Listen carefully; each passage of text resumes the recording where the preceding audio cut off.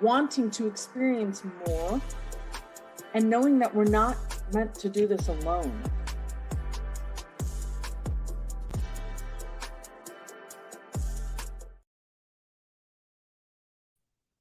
Hello, everyone. Welcome to Chronicles of the High-Powered Female CEO. I'm so excited today to bring you Maria for our episode number 23. Welcome, Maria. Hey, Melisa. How are you, beautiful? Thank you for having me. Yay, so good. So tell us how people typically know you. So how do people typically know me? Well, I'm going to make this short and brief. So in the online space, they typically know me as their favorite intuitive business consultant and growth strategist. I marry spirituality, heart, and energy with real business growth strategies. I teach old school business strategies, no nonsense online foo-foo stuff.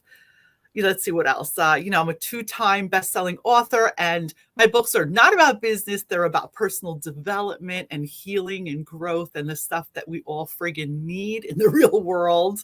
I'm a mom. I have 2 beautiful children. I've been divorced. I'm remarried. I speak Italian. Let's see what else. And, a whole slew of other things. It's really just about, I'm just a heart-centered, passionate woman who just happened to be a 36-year entrepreneur, and I love helping other people get to that next level, whatever that is for them. I love that. And do you still own salons, or have you? Do. So how many salons do you own? So right now I just own 1 salon. I have an organic salon in New Jersey. I have owned 10 salons. I could sit here and go on. I've owned 10 salons. I had a cab company, a beauty supply, tanning salon. And I also do own Bella Max Beauty, which is an online beauty brand, shampoo, conditioners, and it's plant powered and organic. So it's cruelty free and vegan. I do still do that. Yeah. I'm so glad you told us all the other things, because science has proven that when people understand what you've created, and there's some level of that tangible, oh, this is why I should listen to her. Then when we go to your heart and you're vulnerable, people respect that more and receive it, are more open to receive it. And science has proven that, which is funny because really we all have so much value and we all have something we can learn from everybody, right? Oh my God. I so appreciate that you shared everything that you've done. And the whole idea of women being so modest about our accomplishments is like a thing of the past, right? Yeah, I'm over it. I own it. I own all of it. I even say, you know what? I got 2 great kids because I'm going to take credit for that shit. I'm taking credit because I did it. I love it. I love it. It's true. And let's dive into that. Actually, that's a perfect segue. Tell us about, what are the things that you hold deeply sacred and precious? Well, the first thing I hold deeply sacred and precious is myself, which I think is something a lot of people forget. My intuition, my needs, what makes my heart feel full, and what makes me feel good every day. I'm a big advocate. I always say, if it doesn't add joy, pleasure, or profits to my bottom line, I'm not engaging. I'm just not interested. I'm not doing it.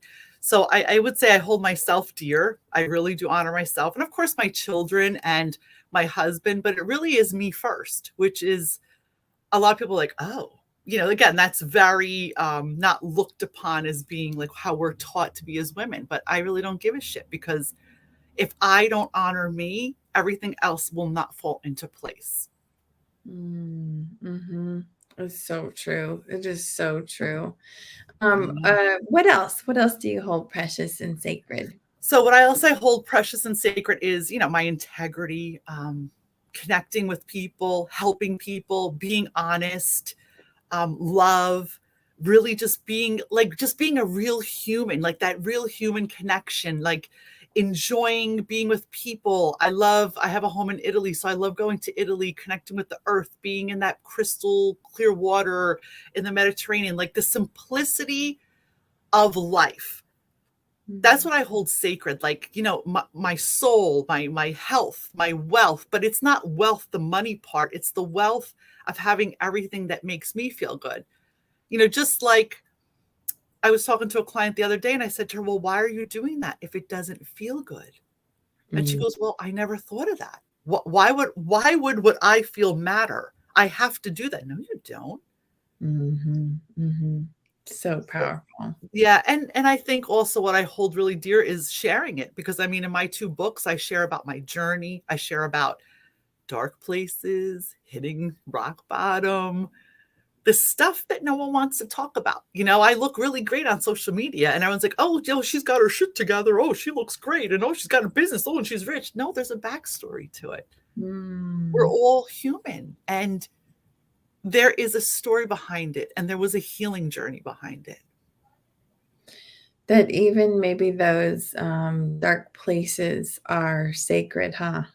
Oh, absolutely. Because if it wasn't for the dark places, I wouldn't be where I am today.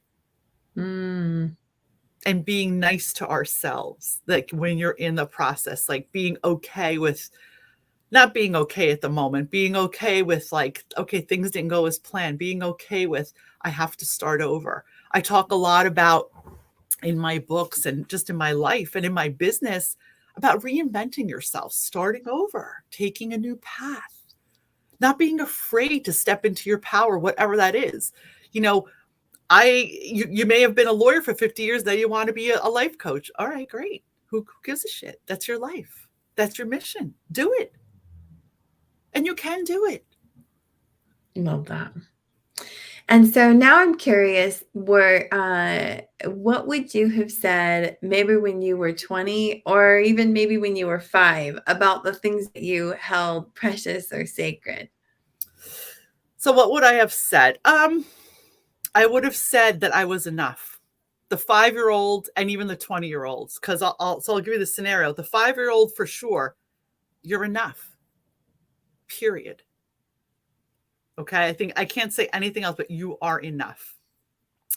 The 20-year-old, I would also say the same thing. Follow your intuition and you are enough. Because you have to realize I opened my first business at 19 and hit 6 figures that first year.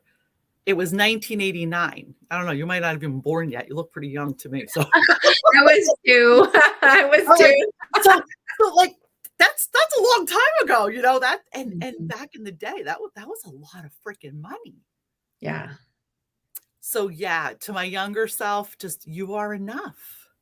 And I know so many women, we struggle with not feeling enough, the shiny object being like this one or feeling less than.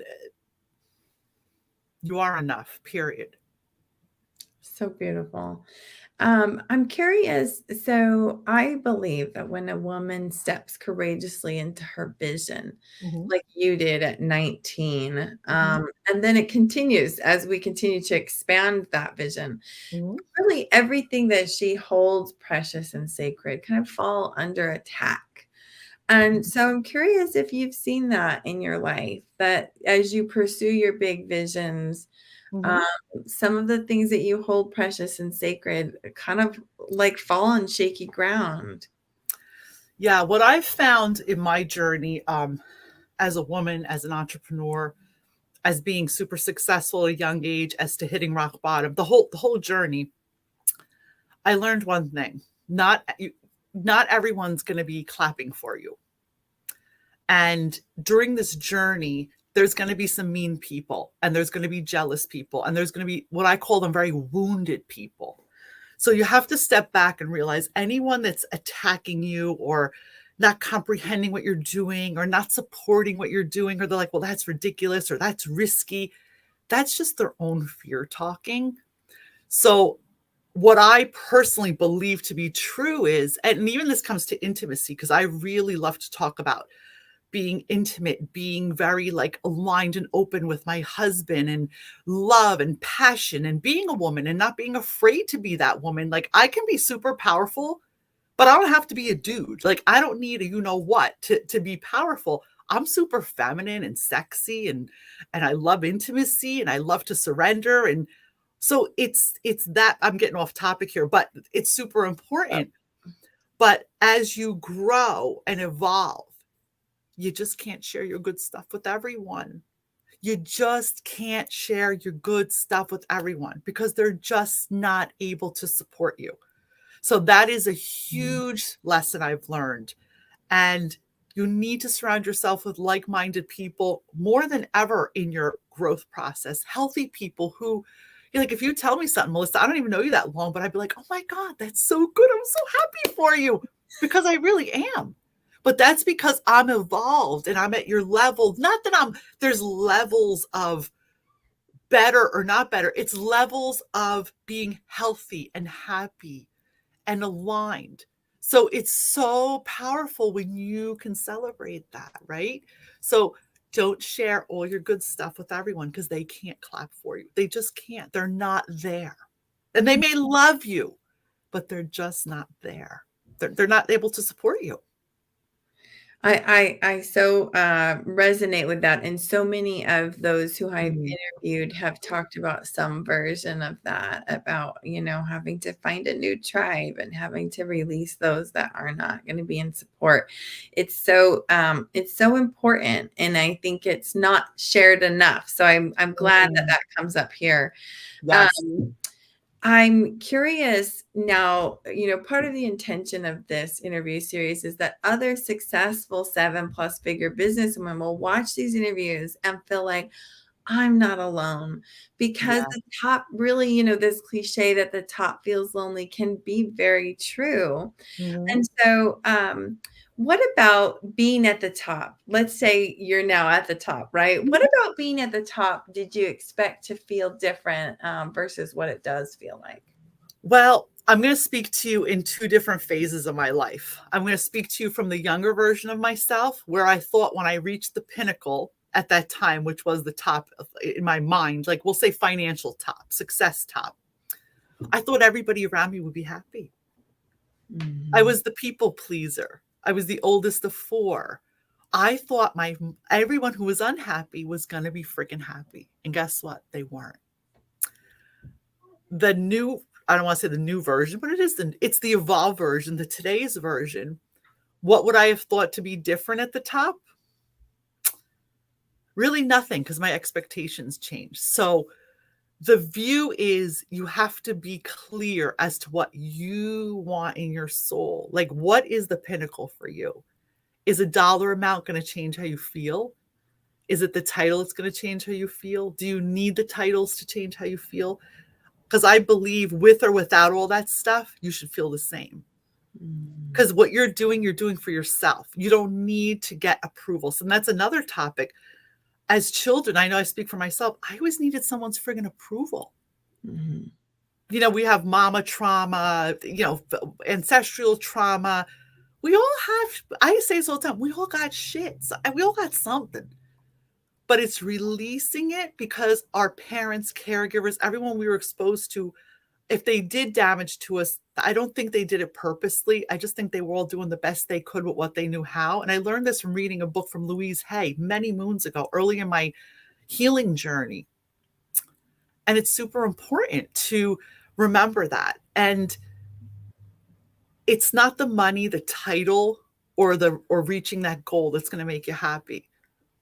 It's an inside job. So really, it's really being honest with yourself. Like, well, what makes me happy? Like, what makes me happy? Because otherwise, you know what happens? You are lonely at the top. You are constantly chasing the next thing, but you never get to the pinnacle, because the pinnacle is elusive. Right. Always changing. Target's always changing. Right. So the target should be you. Love And that. because I know, like, high achieving women, successful women, we're constantly looking goals. Everything's so goal oriented. Yes, we need goals. We need numbers. We need KPI. I get all that. I'm a business person. But how about our inside goals? Because if you're not happy inside, you're not a happy mom. You're not a happy lover. You're not a satisfied woman. You're constantly distracted and you're not in the moment. And it's funny, I had this conversation with a client this morning. I'm like, the problem is, I go, you're constantly never in the moment. And that could change at any moment, because like life is fleeting for all of us. And I'm not being negative, I'm being positive. It's a fact. Like, all you have is the present moment. So as your successful 7-figure CEO woman, or wherever they're at, 6, 7, 8 figures, it's really about your inner stuff that's going to marry the outer stuff. Love that. You mentioned about your relationship with your husband, and I think I don't know if it was on this interview or before we went live that you said that he's in Italy right now and you're not. Yeah. So Yeah. you We have a beautiful, I'm sorry, go ahead. yeah, I think you said you guys have quite a bit of time apart, We do. given year. So tell us about that. How do you make that work? Well, it works because there's flow. So we have a few homes in Italy. We have, investments there, and he's retired and I'm not yet. So our whole life is curated around what we both want together. So that means traveling. I travel back and forth to Italy quite often. He travels back and forth quite often. It is just something that we do together as a unit, right? This is what we both want. So early in our relationship, we curated this life together, because it brings me joy and it brings him joy. So then it's balanced. And again, it's a mindset. It's really, I don't see it as being apart. I see it on, we're working on our visions together at different times. Like my son is still young. He's 14. He's still in school. So I could if I wanted to. I could do a whole homeschooling thing. Like you could do anything you want. I choose at this time not to do that. And I do still have brick and mortars in New Jersey. So I do choose to be present in my brick and mortars and still manage my teams. But at any moment, will choose together to change that. So it's really a choice. It's not like, oh, he's doing this and I'm doing that. I don't believe you can be married and be together if that's what you're doing. Yeah. Does he get on my nerves? He's a man. Of course he gets on my nerves. People are like, oh yeah, I got a great marriage, but he's annoying. He's a male. End of story. And I'm sorry if there's any men listening to this. Don't take it personal. I'm just being myself.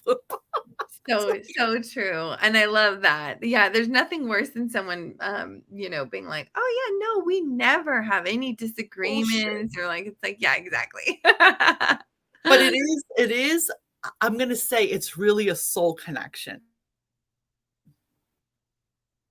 It's not just having a relationship. It's a connection. And again, he's my second husband. I speak of this openly. I was not capable of having that earlier in my life because I was not healed. I wasn't working on myself. I had too much personal development work to do. I could not be who I am today then. I wasn't. And that's the end of it. So the partner I had was not aligned with what I am today. So I had a toxic marriage, great, father, my children, awesome. I speak openly.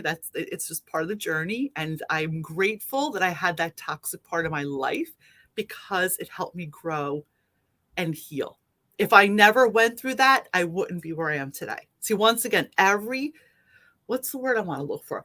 Every shitty experience brings you a glorious healing opportunity. And when I say healing, for anyone who's listening and they're like, what is she talking about? Healing just simply means processing old shit, working through it, eliminating it, and being free of it. Where it's not like holding you down and triggering you, like every time the same thing happens, you're doing the same thing over and over. It's process and eliminating. Love that. Well, I love the places that this conversation has gone and what you're sharing here. And my favorite thing to ask each of the women that I've interviewed is tell us about a time or a few times in your life where you felt the most fulfilled. So the first thing that comes to mind is when I opened my first business. I was 19 years old. I could not conform to what everybody else was doing. I was not a good employee, but I was super talented, skilled. Was a visionary. And when I opened my first business against, everyone and their mother was like, oh, how are you going to do that?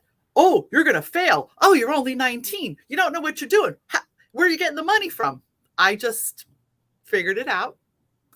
And the day I opened that first salon in Union, New Jersey, I was like so fulfilled because I'm like, frig it, I did it.